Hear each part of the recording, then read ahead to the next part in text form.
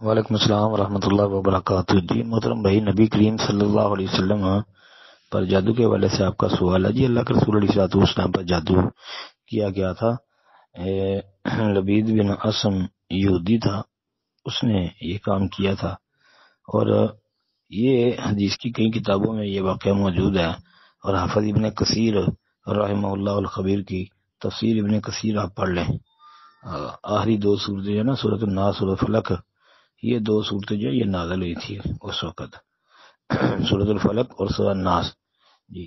اور اس نے ایک کنویں کے پاس ایک پتھر، اس کے نیچے جو ہے 11 گریں لگی ہوئی تھی، تو یہ دو صورتیں نازل ہوئی، تو ان کی تلاوت کرتے رہے، یہ آتے ہوئی 11، جب ان کو پڑھتے رہے تو پڑھتے جاتے تھے اور گریں کھلتی جاتی تھی۔ تو یہ جو ہے نا، آپ کو پوری ڈیٹیل یہ آپ تفسیر ابن کثیر میں پڑھ لیں۔ ہاں جی، السلام علیکم ورحمۃ اللہ۔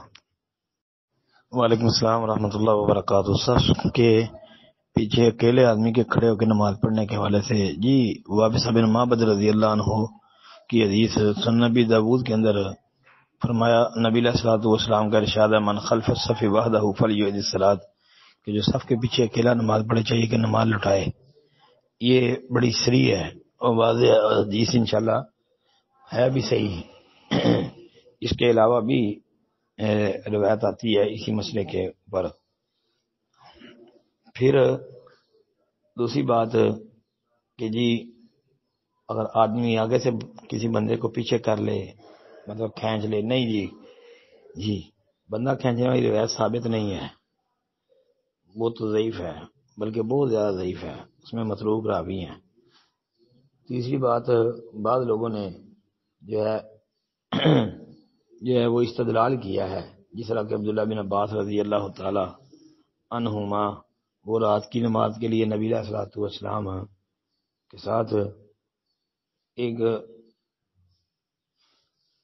ایسی جگہ پہ کھڑے ہو گئے جس جگہ پہ امام کھڑا ہوتا ہے، تو نبی علیہ السلام نے ان کو جو ہے صحیح سمت میں کر دیا۔ یہ صحیح بخاری کے اندر ہے، جو ان کی سمت درست کی تھی۔ اسے استدلال کرتے ہیں کہ بندہ کھینچ لینا چاہیے، اس روایت کو مد نظر رکھتے ہوئے، اللہ یہ استدلال کرنا درست نہیں ہے۔ پھر نبی کریم صلی اللہ علیہ وسلم کی وہ حدیث بھی ہے نسائی وغیرہ کے اندر، آپ نے فرمایا، من وصل صفا وصلہ اللہ ومن قطع صفا قطعہ اللہ، جو صف کو ملاتا ہے اللہ اس کو ملاتا ہے۔ یہ ہے کہ جو صف کو ملائے گا اللہ اسے ملائے گا، اور جو صف کو کاٹے گا اللہ اسے کاٹے گا۔ یہ صحیح حدیث ہے، تو اس لیے اس کے حدیث کے روح سے کسی کو بندے کو آگے سے کھینچنا یہ درست نہیں ہے۔ السلام علیکم ورحمۃ اللہ۔